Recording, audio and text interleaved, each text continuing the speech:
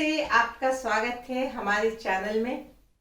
और आज फिर मैं आपके लिए उस अध्याय के शेष भाग को लेकर आई हूं जो बहुत ही महत्वपूर्ण अध्याय है प्राचीन भारतीय इतिहास के संबंध में।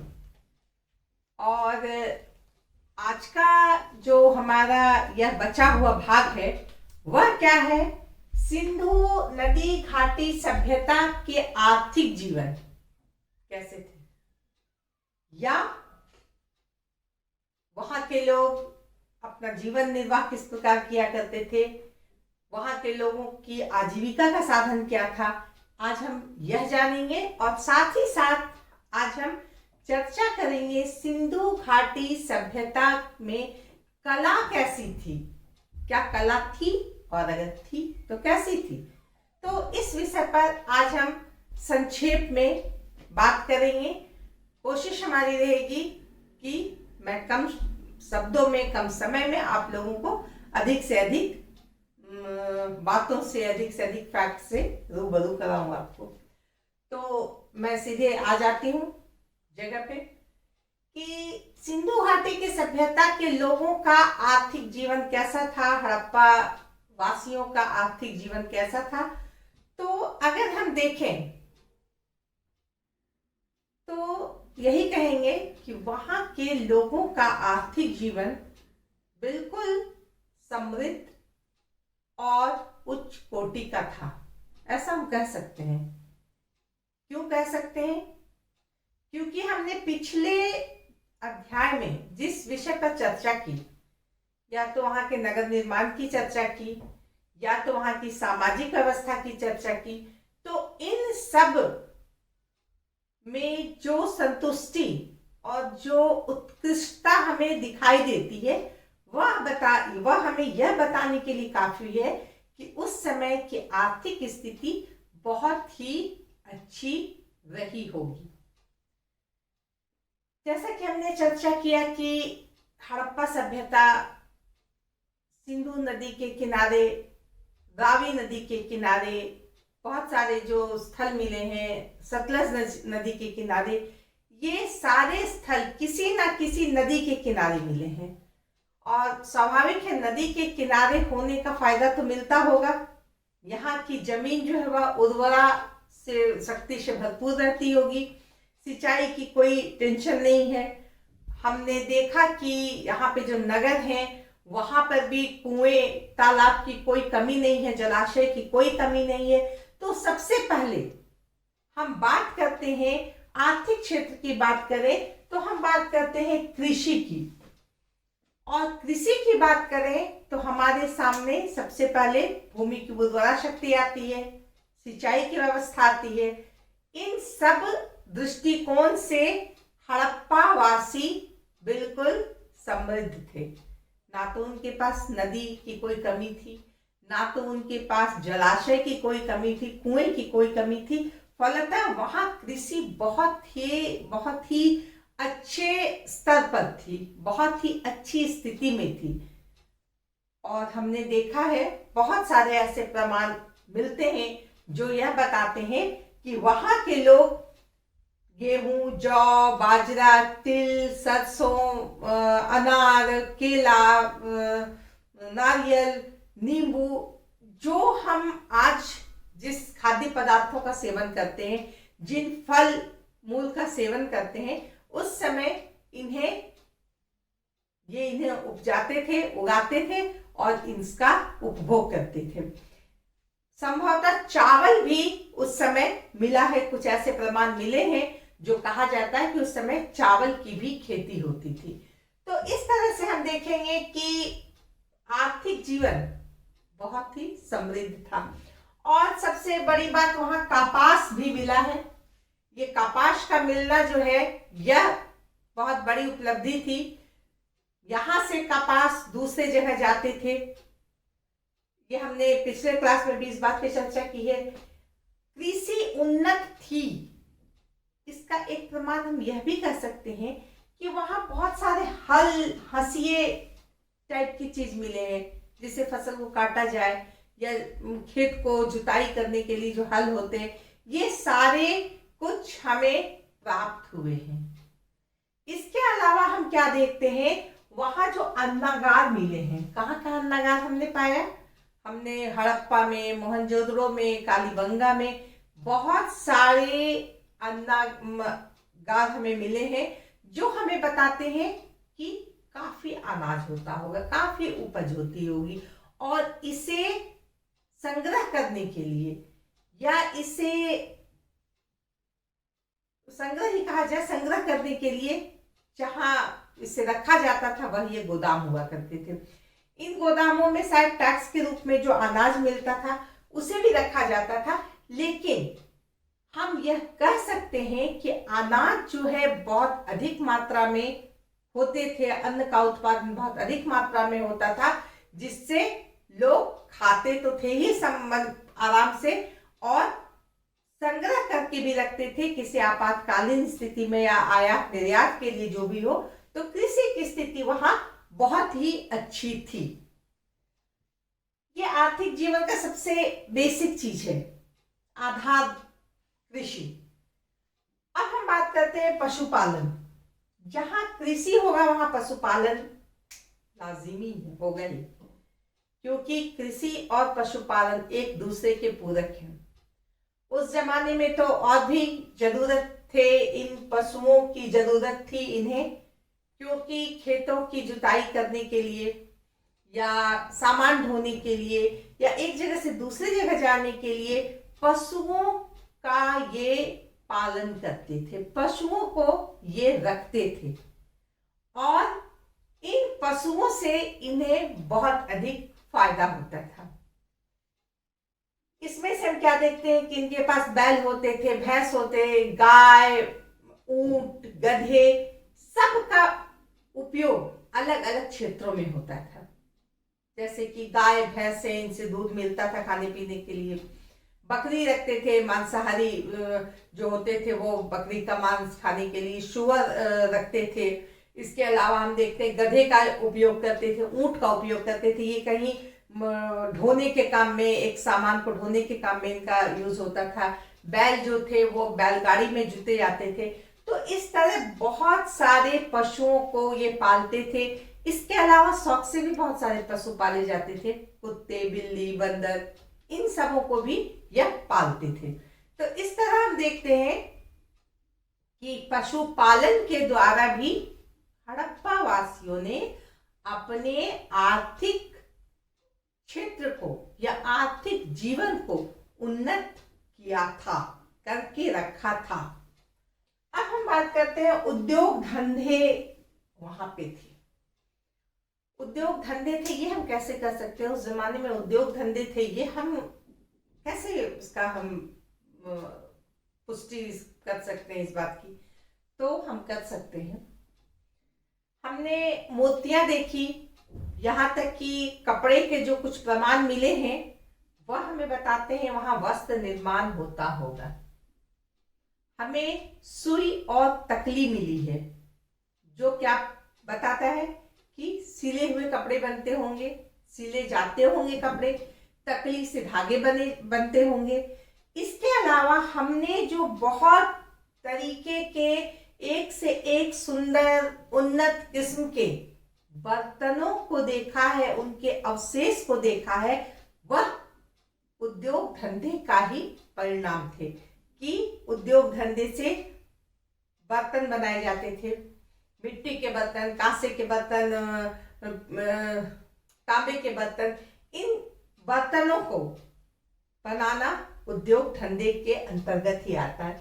इसके अलावा हम क्या देखते हैं, ईंट, जिसके बड़े बड़े भवन बने थे। हमने शुरू से ही कहा कि उस समय ईंटों का प्रयोग बहुत होता था, खासकर हड़प्पा सभ्यता में पके हुए ईंटों का प्रयोग होता था। तो यह एक उद्योग धंधा ही था, जहां ईंटों की भट्टी होती थी, ईंटों का भट्टा होता था और वहां से ईंट निकलते थे पके हुए। इसके अलावा हमारे पास बहुत सारी मोहरें मिली हैं, चाहे वो मिट्टी के हों, सिलखड़ी के हों। तो ये मोहरे यह भी बताती है कि उस समय उद्योग धंधे बहुत ही उच्च कोटि के हो गए थे। एक्सक्यूज मी, खिलौने आदि के इतने सारे अवशेष मिले हैं जो बताते हैं कि यहाँ पर उद्योग धंधे अपनी उत्कृष्ट अवस्था में थे, बहुत ही विकसित अवस्था में थे, ये हम कह सकते हैं। इसके अलावा अब हम बात करते हैं वाणिज्य व्यापार की। आर्थिक जीवन अगर बहुत अच्छी स्थिति में हो तो उसमें व्यापार का भी बहुत महत्व होता है कि व्यापार कैसा है। अगर आज कोई भी देश, कोई भी जगह से व्यापार का अच्छा बना हुआ है, तारतम्यता बनी हुई है, तो वह देश हर मामले में अच्छा कहा जाएगा। चाहे उसकी विदेश नीति अच्छी हो, ये भी कहा जा सकता है, उसकी जो उद्योग धंधे हो वो बहुत अच्छे होंगे, उनके कृषि बहुत अच्छी होगी, तभी तो वह व्यापार कर रहा है। तो व्यापार यह बताता है कि उस समय यहाँ की कृषि भी बहुत उच्च कोटि की थी, उद्योग धंधे भी बहुत अच्छे थे, तभी तो व्यापार भी होने लगा था। व्यापार कब होगा? जब हमारे पास बहुत अधिक अनाज, हमारे पास सरप्लस अनाज होगा, सरप्लस उत्पादन होगा, जिसे हम अपने यूज करने के बाद हम इसे बाहर के देशों में भेज रहे हैं, बाहर के जगहों में उसे हम यूज करने के लिए भेज रहे हैं या बेचने के लिए भेज रहे हैं, या कभी कभी आपातकालीन स्थिति में हम किसी को देने के लायक हो रहे हैं। तो यह व्यापार वाणिज्य आर्थिक क्षेत्र में प्रगति, उन्नति का प्रतीक है। तो व्यापार वाणिज्य होता था, ये कैसे पता चलेगा? क्योंकि हमारे सिंधु घाटी क्षेत्र में बहुत सारे वहां की मुहरें, सुमेर की मुहरें हमारे यहाँ मिली है। हमारे यहाँ हड़प्पा के जो मोहरे होते थे वो मिस्र में मिले हैं, सुमेर में मिले हैं, मेसोपोटामिया में मिले हैं। तो ऐसे बहुत सारे प्रमाण हैं जो बताते हैं कि यहाँ पर व्यापार बहुत ही उच्च कोटि का था। हमारे यहाँ बहुत कुछ नहीं होता है, सिंधु घाटी क्षेत्र में बहुत कुछ नहीं होता था, लेकिन हमने उसे वहां पाया है, जैसे कि सोना, चांदी, सीसा, टीन, बहुत महंगे महंगे पत्थर, ये उस क्षेत्र में नहीं पाए जाते थे, लेकिन दूसरे जगह से ये लाए गए हैं, इसका आयात किया गया है। तो इससे क्या पता चलता है कि हमारे देश में बाहर से कुछ वस्तुएं आती थी और यहां से भी वस्तुएं जाती थी। जब हमारा सामान वहां मिला और उस सभ्यता का सामान यहां मिला, यह साफ साफ बताता है कि व्यापार वाणिज्य बहुत ही विकसित अवस्था में था। आंतरिक व्यापार तो होता था स्थल मार्ग के द्वारा। हम देख रहे हैं कि सड़कों की कोई कमी नहीं थी। एक जगह से दूसरी जगह जाने के लिए बैलगाड़ी का उपयोग किया जाता था, ऊंट का उपयोग किया जाता था। इस तरह से आंतरिक क्षेत्र में व्यापार होता था। और जब हम विदेश की बात करते हैं तो हम क्या देखते हैं कि नाव के द्वारा जल मार्ग से व्यापार होता था। इसका प्रमाण भी हमें मिला है।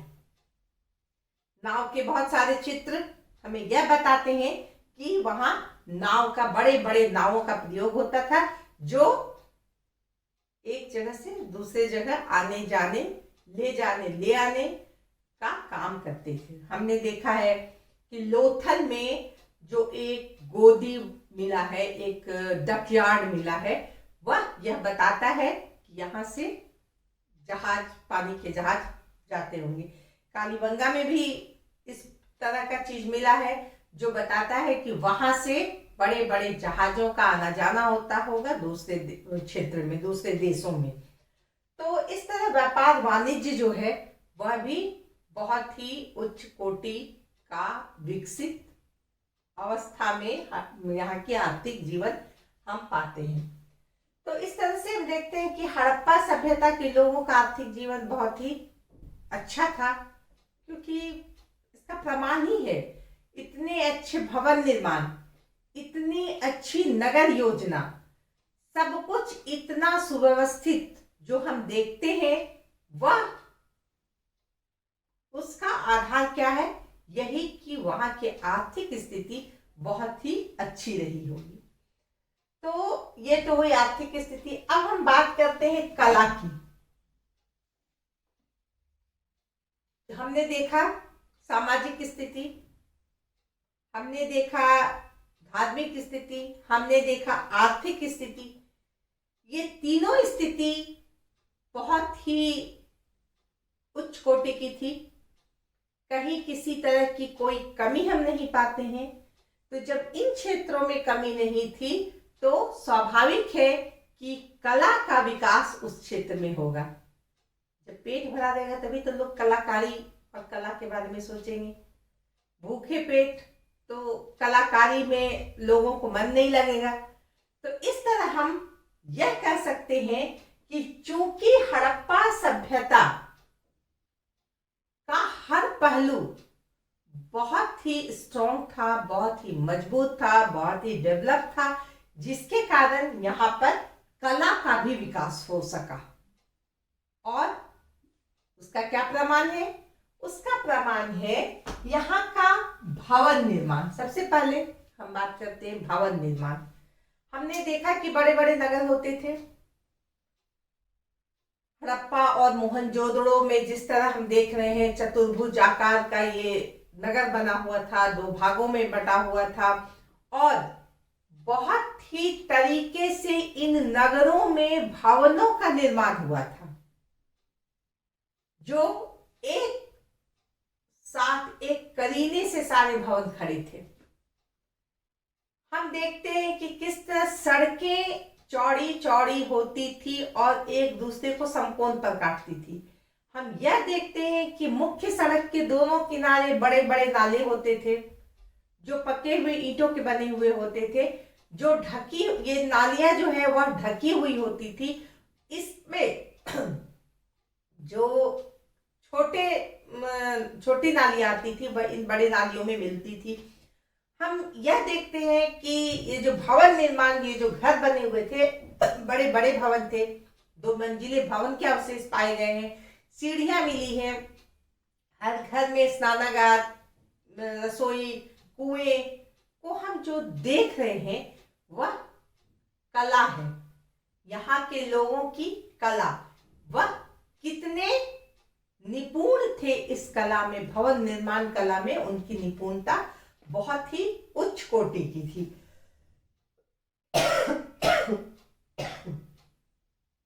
भवन निर्माण में उनकी जो है, मतलब उनका टक्कर नहीं था उस समय में।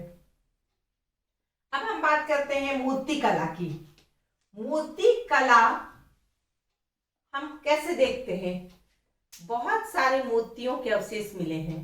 कुबड़ वाले सांड, कुबड़ वाले बैल जो हम बोल सकते हैं, ये कांसे की जो एक नर्तकी की मूर्ति मिली है।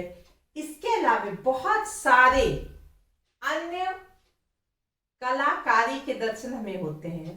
पशु, पक्षी, नाव, इनकी इतनी सारी चित्रकारी उकेरी गई है जो देखने लायक है, समझने लायक है, और हम इससे अनुमान लगा सकते हैं कि ये लोग कितने बड़े मूर्तिकार थे।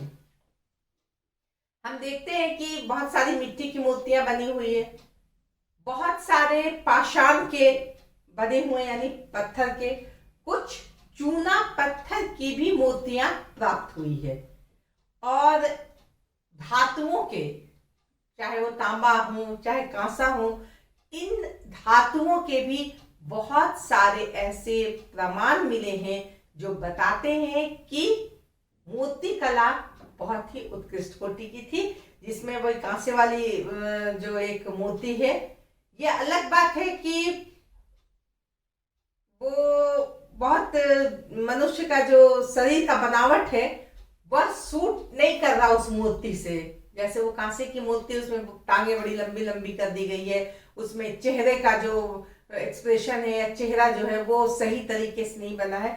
लेकिन इन सब के बावजूद भी हम कह सकते हैं कि मूर्ति कला उस समय बहुत ही अच्छी थी। हम सिर्फ उसी को देख के आधार नहीं बना सकते, और भी बहुत सारे ऐसे प्रमाण हैं जो हमें यह बताते हैं कि मूर्ति कला बहुत ही उच्च कोटि की थी उस समय। अब हम बात करते हैं मोहरों की। लगभग 2000 से ज्यादा मोहरें अभी तक मिली है उस क्षेत्र में। हड़प्पा में, मोहनजोदड़ो में, कालीबंगा में, कहीं कहीं पे सिर्फ चौकोर मोहरें मिली हैं। किसी जगह पे गोल और चौकोर मिली है, कहीं पे सिर्फ गोल मिली है। तो इस तरह अलग अलग तरह की मोहरें मिली है। पता नहीं इसका यूज क्या होता होगा। शायद ये आईडी होता होगा, किसी का परिचय पत्र जैसा होता होगा, या इससे किसी चीज का एक मान लो कि किसी काम में उसका पहचान के रूप में काम करता होगा। तो वह किस काम में यूज होता था यह पता नहीं चला। इन मोहरे पे बहुत सारी बातें लिखी भी गई है, किलाक्षर में जो लिखे हैं, चित्रलिपि में बहुत सारी चीजें लिखी हुई जिसको अभी तक पढ़ा नहीं जा सका है। लेकिन इन मोहरों से तत्काल हम यह जान सकते हैं कि ये मोहर बनाने में कितने प्रवीण थे। मोहरों में हम क्या देखते हैं कि बहुत सारी कलाकारी की गई है, बहुत सारे चित्र बने हुए हैं। एक जैसे कि योगी के मुद्रा में जो एक शिव की मूर्ति हम देखते हैं, वह मुहर पर ही बने हुए हैं। एक मुहर में हम देखते हैं कि देवी नग्न रूप में खड़ी है और एक भक्त जो है घुटने के बल बैठा हुआ है। तो इस तरह से बहुत सारे मुहर ऐसे हैं जो वहां की कला की उत्कृष्टता का हमें दर्शन कराते हैं।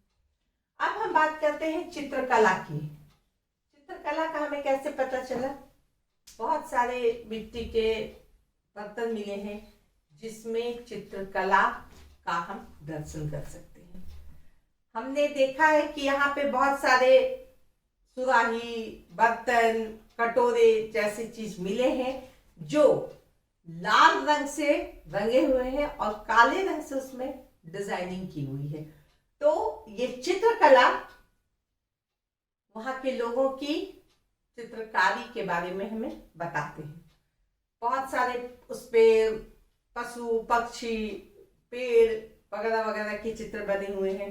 इसके अलावा देखते हैं जैसे कि मान लीजिए कोई बर्तन है, उसपे गोल गोल या लंबा लंबा जो रेखाएं अलग अलग तरीके की खींची जाती है, उस तरह के बहुत सारे बर्तन मिले हैं। तो किसी किसी में मानव रूप में कुछ ऐसे चित्रकारी की हुई है। तो हम देखते हैं कि चित्रकारी में भी वह निपुण थे। अब हम बात करते हैं नृत्य संगीत की। नृत्य और संगीत की कला का भी उन्हें ज्ञान था। बहुत सारे ऐसे प्रमाण मिले हैं जिससे लगता है कि लोग संगीत और नृत्य पसंद करते थे। सबसे पहले तो एक प्रमाण हमें वो काशी की एक नर्तकी की मूर्ति है, वह सबसे बड़ा प्रमाण है कि लोग नृत्य पसंद करते होंगे। अब हम बात करते हैं शिल्प कला। शिल्प कला भी बहुत ही उच्च कोटि की थी। उनकी कलाकारी, जितने तांबे के, कांसे के आभूषण मिले हैं, सोने चांदी के जितने आभूषण मिले हैं, चाहे वो बढ़ई के काम के नमूने हमारे सामने हो या कुम्हार के काम के नमूने हमारे सामने हो, वो सब कुछ बहुत ही उच्च कोटि का है। वह बताता है कि ये जो है एक उच्च कोटि के शिल्पकार रहे होंगे जिन्होंने इतने अच्छे से आभूषणों का निर्माण किया, खिलौनों का निर्माण किया। और सर जॉन मार्शल ने एक सोने की एक हार के बारे में लिखा कि ये इतना खूबसूरत है, इतना मॉडर्न डिजाइन का है कि लगता है कि अभी भी ये लंदन के मार्केट से आया हुआ है यहाँ। तो वो डिजाइन जो होते थे, वो जो शिल्पकार जो वो शिल्प अपना प्रदर्शित किए हैं, वह आज के जमाने से कम नहीं थी। तो इस तरह से हम कह सकते हैं कि कला के क्षेत्र में भी हड़प्पावासी बहुत ही ऊंचाई तक पहुंचे हुए थे। तो इस तरह से हम देखते हैं कि हड़प्पा सभ्यता जो है हर क्षेत्र में अपना परचम लहराए हुए था। यहाँ पर मैं एक बात कहना भूल गई, व्यापार वाणिज्य के क्षेत्र में, कि यहाँ पे बहुत सारे बटखरे मिले हैं और स्केल भी मिला है। बटखरे, और हम क्या देखते हैं कि यहाँ जैसे 16 आना का प्रयोग होता था कुछ दिन पहले तक। यह 16 आना, 16 की इकाई को यहाँ के लोग लेके चलते थे। एक जैसे 16 चार हुआ, 4 आना, 16 आना जो होता था, उस तरह का जो व्यवस्था थी, जो सिस्टम था, वह इस समय यूज किया जाता था। इसी तरह नापतोल में बताया गया कि स्केल का मिलना, यह भी पता चला लगता है कि वहां के लोग इस तरह से नाप जोख, बटखरे का प्रयोग, हर चीज का प्रयोग बहुत ही तरीके से करते थे और जानते थे। यही कारण है कि वाणिज्य व्यापार में भी वह बहुत आगे तक थे। तो आज मैं अपने इस चैप्टर को यहीं पे समाप्त करूंगी। आप लोग पूरा चैप्टर देखने की कोशिश कीजिए, पूरा सुनने की कोशिश कीजिए कि मैंने क्या कहा, और देखने के बाद लाइक करना ना भूलिए, ये आपका धर्म है। ठीक है, धन्यवाद।